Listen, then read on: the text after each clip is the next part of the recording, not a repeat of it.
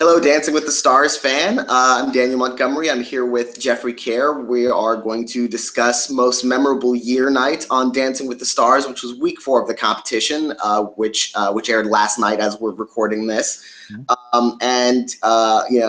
First things first. Let's talk about that elimination at the end of the night, which was kind of bittersweet. It was Mr. T went home, which wasn't a huge surprise. There was certainly a possibility that it might have been Erica Jane or Nick Viall, because they were also pretty low on the leaderboard relative to the other contestants last week. What did you think of Mr. T going home at the end of the night? Well, I must say, when they announced the bottom two being Mr. T and Erica, I kind of thought Erica would be the one to be eliminated, though I guess Mr. T's fan base wasn't strong enough to keep him on a little longer. But yeah, I guess you're right. It was a little bittersweet.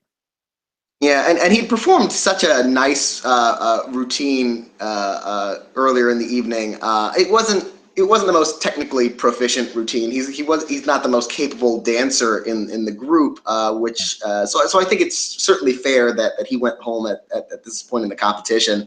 But he performed to Amazing Grace. It was dedicated a lot to his religious faith and to the year 1995 when he was diagnosed with cancer.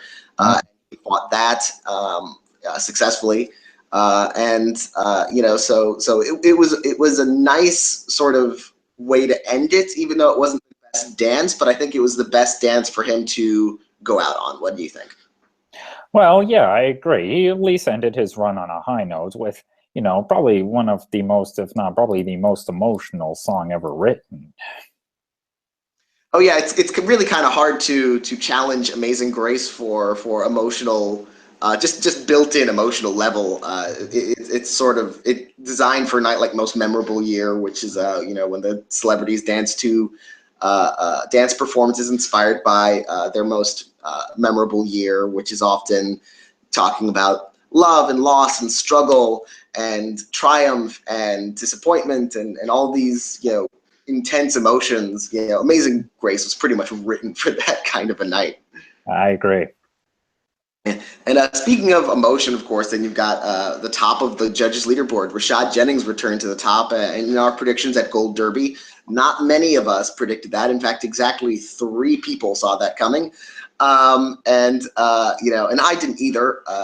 Last week he had some trouble, but I should have seen it coming because he was performing a contemporary routine, which is the emotion dance on Emotion Night, which is the Most Memorable Year night. And so it just seemed like, and of course he's got that, he's an NFL football player. He's got the physical strength, so he was going to be able to do those amazing contemporary lifts. And so yeah, I should have seen it coming. I'm kicking myself a little bit that I didn't predict him for the high score. Oh, well, yeah, I mean, I guess it's interesting how, the experts, there's always at least a couple people out on Gold Derby who tend to outsmart us all. Yeah, but it was well deserved. He got the first 10s of the season. He got 3 10s. Len Goodman gave him a 9. I think they were richly deserved. I just wish had been 1 or 2 other contestants who had gotten to do a contemporary dance, because because contemporary dances are much more about interpretation than about like very meticulous steps. It's a lot easier for the stars to really rack up high points on those. So I wish, if they'd given, I think, like Normani or Heather or Simone, if one of them had, especially Simone, dancing that emotional dance, dedicated to her own father and her adoption, if she had gotten a contemporary dance, she would have gotten 10s also. Well, but still, that was, they both did very heartfelt finishes by just hugging their parents in the audience, and especially for Rashad, who really got such a standing ovation. Yeah, that moment when he hugged his father, whom he had an estrangement with. Had issues. His father had issues with alcohol and illness, and Rashad kind of put his own dreams on hold to take care of him after he had a stroke and lost a leg due to complications from diabetes. And then to just go into the crowd and hug him, and not just like a brief hug like it was part of the routine. Obviously, it was planned, but he just lingered there for quite a while, and you can tell how emotional he was. I knew the judges were just finished. They were blubbering messes. I knew he was going to get 10s. I thought he was going to get a 40 at that point. But Len Goodman, keeping it a little conservative, gave it a 9. He hasn't given out a 10 yet this season. So what did you think of the score? Well, yeah. I mean, Len is once again the loner of, I guess, the judges in terms of scoring, because, if he had, I guess, a slightly bigger heart, he would have given him a 10. Yeah. And I wish they had actually given Simone Biles at least 110. I don't, I think she was certainly close to Rashad's level. She performed a Viennese waltz. It was about her adoption because her maternal grandfather adopted her in the year 2000. Because her birth mother was, also again struggling with drugs and alcohol addiction and couldn't take care of her children, and that was another emotional routine, and it had the technical complexity because unlike contemporary, Viennese waltz is a very technical, rigorous dance, graceful, elegant, but also very precise. And she totally nailed that one, and she nailed it while crying in the middle of the dance. What did you think of that performance, and did you think those scores were fair? Yeah, that was such a stellar turn from Simone last night. I mean, yeah, and it also would have been nice if she got a bigger standing ovation than she received at the finish. I mean, I noticed the audience in the balcony were standing up for her, and it's not as many people on the floor were, but still, I mean, that was stellar. And you are probably right that she probably did deserve at least 110, but she at least was scored good enough, I think. She finished second place on the leaderboard, of course, which is certainly not bad, especially at this early stage in the competition. She's got plenty of time to rack up those extra points. I do see 10s in her near future, but in general, I noticed the trend, at least for me personally, with the judges scoring that I had a little bit of a bone to pick with throughout the night, was that I noticed that the men were being just scored very generously for the most part, and the women were being judged very strictly. Heather Morris did a lift in her cha-cha, and she got docked the point by Kare Naba, even though it was just her partner Alan Burston picking her up to illustrate carrying the wife over the threshold in a wedding themed dance. So I was like, how do you dock for that? It just seems kind of crazy, that one. And then Normani Corday, who opened the night, which is always difficult to do because you're just setting the tone and the judges don't necessarily know how everyone's going to do afterwards. And she got a 7 from Len, which I thought was like crazy. And so I thought the women were generally, they were a little bit more conservative with the women than they were with some of the men, who I thought got a little bit of generosity, like Nick Viall, like David Ross. Those were, solid but imperfect. And they got some 8s in there that were equivalent to some of the things that they gave Normani and or Heather and Nancy Kerrigan. What did you think about the scoring in general? Well, I mean, I think, most of the scoring was pretty fair. I mean, I guess since, the judges were being a little more generous to men, I guess so you can almost compare it to how, the older Academy members, they don't like giving, Oscars to young kids, but young men, but they love giving to young women.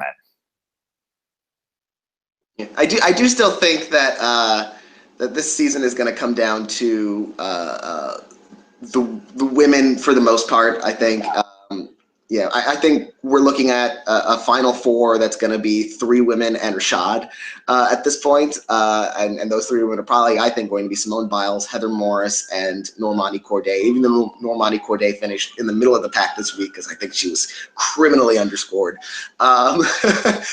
I think those are still the 4 to beat. I think Nancy Kerrigan could make a move in the top 5. She could potentially surprise, but I don't know about her fan base, so she might need to watch out. Like she cannot. She's the kind of dancer who cannot have an off week, or she might be a bit at risk. Well, Yeah, those are some good points. Then again, Mr. T with his fan base, that didn't help him this week. So you'll never know how much fan bases are going to play into account. Yeah, and with Mr. T gone, that leaves two stars at the bottom of the leaderboard tied. Mr. T had a score of 28, but he was eliminated. So just above him were Erica Jane and Nick Viall. They both had 30 out of 40 on the leaderboard. And considering who's like right above them, like David Ross, Normani Corday, Bonner Bolton, who being in the middle of the pack scoring might put them in jeopardy. But I think they got the fan base too. I think they'll be okay. I think it's really going to be between Erica Jane and Nick Viall for the elimination this week. And I'm currently predicting Erica Jane will go home. What do you think? I agree, and I think you mean next week, not this week. Next week, sorry, yeah, next week. Well, yeah, those are definitely top two I have, with Erica slightly. Well, Erica, my prediction to be eliminated next week, but anything's possible. Yeah, anything is possible. I mean, David Ross has been safe up to this point, but he seems like he's very popular. He gets a lot of views on YouTube every week for his routines. Whether that means those people are actually voting, who knows? But it does indicate that a lot of people are responding to him. Bonner Bolton, I think he's got a strong enough fan base. Certainly, Normani Corday has undoubtedly one of the biggest fan bases. With thanks to Fifth Harmony, that band has won fan voted awards at the MTV Video Music Awards and the American Music Awards against like people like Beyonce and Rihanna. So her fans are certainly not shy about voting for Fifth Harmony members when it counts. So I think she'll be fine. And next week is Disney night. What are you looking forward to next week? Well, I guess I'm very interested in seeing what the classic Disney songs the couples will be dancing to, because there's a whole tapestry of them dating all the way back to the 1930s, and of course now the modern ones from like Tangled or Moana or even Frozen. Oh yeah, and it's you've got a couple of new ones from the last year or two, like Moana. I'd be surprised if we don't see at least one Moana inspired routine, to a Lin-Manuel Miranda song, and maybe even like Zootopia, although Zootopia isn't the most musical Disney film. But you never know. Someone could do a dance to to allegorical racism for Zootopia. I don't know. That would be interesting. Well, yeah. Not to mention, someone could even be dancing to Randy Newman's "You've Got a Friend in Me" from Toy Story. Oh, certainly, yeah. That's a possibility. Such a broad canon of Disney to choose from, and we're certainly looking forward to that. But maybe not Erica Jane looking forward to that, because she'll be eliminated. But thank you very much, everyone, for watching. We will be back here next week to talk about Disney Night, and thank you, Jeffrey, for joining me. It was a pleasure talking about Dancing with the Stars. Thanks.